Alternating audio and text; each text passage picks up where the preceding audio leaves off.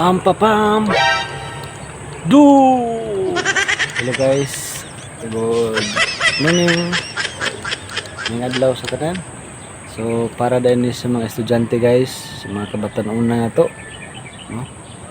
So nakoy kanta para sa inyo guys.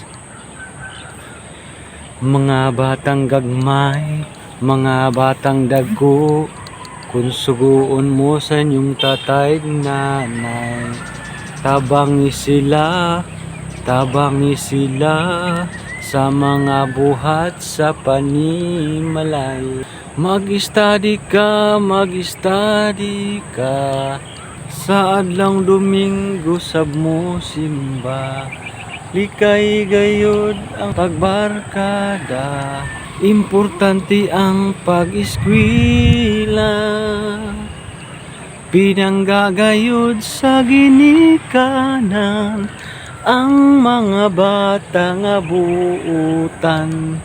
Matinahoron Diyos nagkugihan ang batang buutan.